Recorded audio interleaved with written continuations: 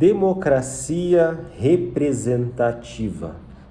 É o pouquinho de democracia que nós temos aqui no Brasil e que precisamos de alguma forma fazer uso disso, porque se a gente fala que a democracia é boa, que eu particularmente não concordo muito, porque foi a democracia que crucificou a Jesus Cristo, basicamente, tá? Lembra quando ele foi exposto ao povo e o povo chegou para ele e o povo chegou para ele e falou: crucifiquem-o, crucifiquem-o. O que aconteceu? Foi o voto, tá, da maioria. Então, de forma democrática, né, Jesus ele foi crucificado. Não estou dizendo que é ruim, não, a democracia não é ruim, tá? Só estou dizendo que a democracia não resolve todos os nossos problemas. A democracia, assim, ela dá liberdade para muita coisa, tá? Mas um ponto que a gente tem que aproveitar dessa liberdade que a democracia nos dá é a liberdade de votar. É a liberdade que nós temos de escolher alguém. E, infelizmente, muitas pessoas doam o seu voto para a igreja. Tá? Terceirizam, assim como terceirizam muitas coisas na sua vida, a pessoa simplesmente decide abrir mão do voto, né, da responsabilidade, porque assim, votar é uma responsabilidade, porque as pessoas acima de 18 anos têm a responsabilidade de votar ou justificar o seu voto. Tá? Então o que as pessoas fazem? Elas têm preguiça, elas não gostam, mas não conheço nada de política, não sei o que fazer, é responsabilidade nossa.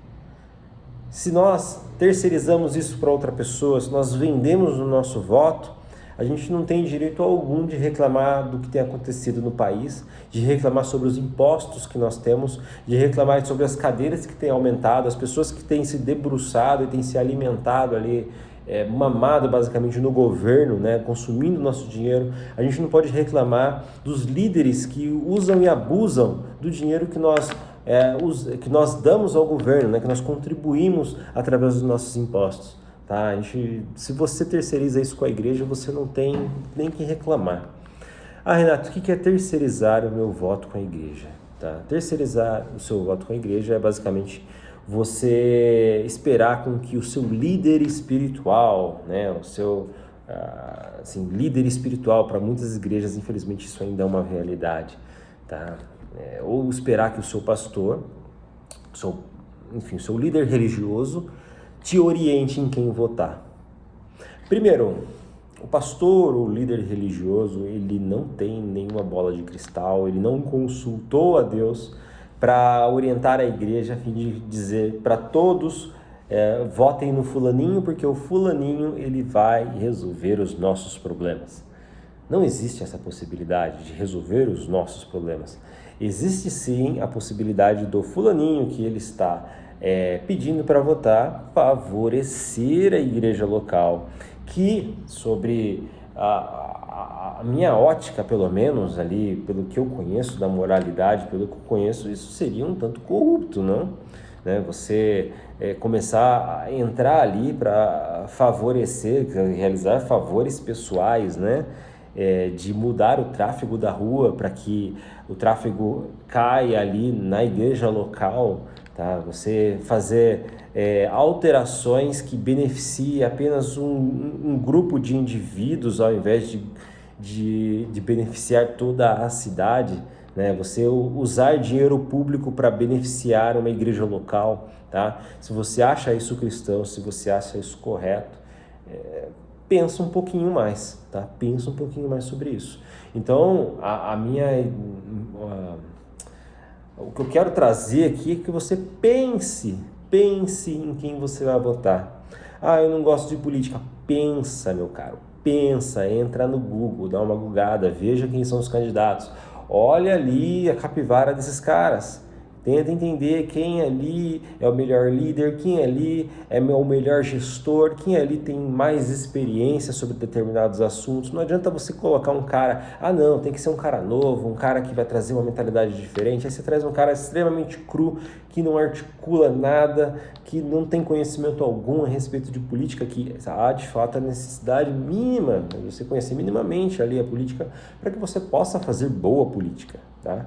Às vezes a gente tem uma visão pejorativa do político, tá? Mas o político, ele precisa ser político, tá? Ele precisa agradar gregos e troianos. E para agradar gregos e troianos, existe um aparato político, tá? Você tem que fazer a sua politicagem para tentar resolver os problemas da sociedade, né? Seja da sua cidade, do seu estado, do país todo, tá? Então há uma grande responsabilidade nesse papel administrativo e você, tá? É coparticipante nisso. Então, é escolhido de forma democrática. Quando nós terceirizamos isso com a igreja, esperando com que o pastor diga em quem nós devemos votar, tá? Nós estamos deixando a nossa responsabilidade, terceirizando para uma outra pessoa. Assim como nós fazemos isso com diversos outros assuntos. Muitas pessoas, por exemplo, que estão me assistindo, acabam terceirizando a educação do seu filho. O filho precisa ser educado em casa, pelos pais, pela família. Ao invés disso, deixa a criança fora, ou deixa a criança com a babá, ou passa o mínimo de tempo possível com seu filho, com a sua filha, tá?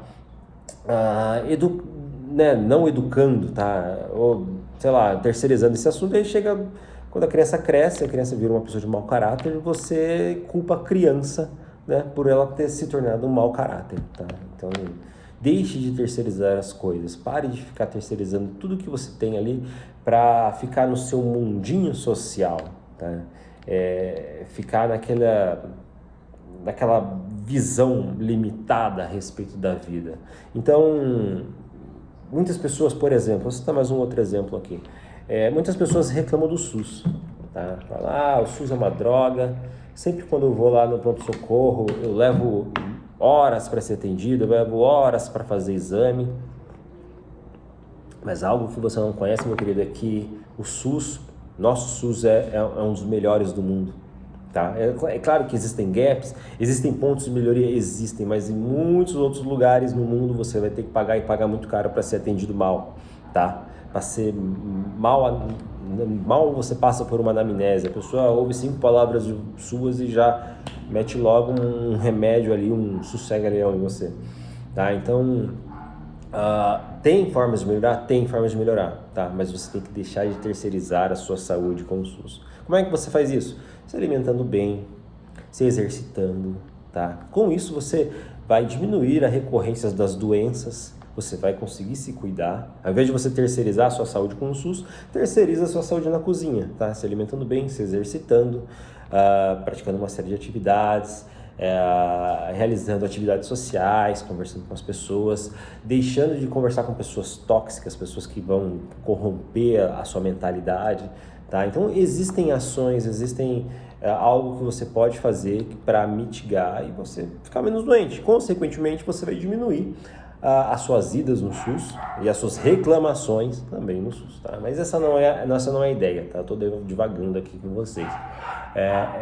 Quero trazer exatamente a visão ali do terceirizar o voto. Não terceirize o voto, tá? Terceirizar o voto é errado, tá? Não vou dizer que é vender o voto, porque vender você recebe algo em troca, tá? A não ser que o líder espiritual, aquele que diga, não, vota aqui porque nós vamos ganhar isso, nós vamos ter aquilo, ou seja, você está simplesmente trocando o seu voto por uma possibilidade de algo que pode acontecer, tá? Veja bem, eu não estou depreciando a liderança da tua igreja, do local onde você vai cultuar a Deus, tá? De maneira nenhuma, eu só acho muito estranho líderes religiosos indicarem pessoas.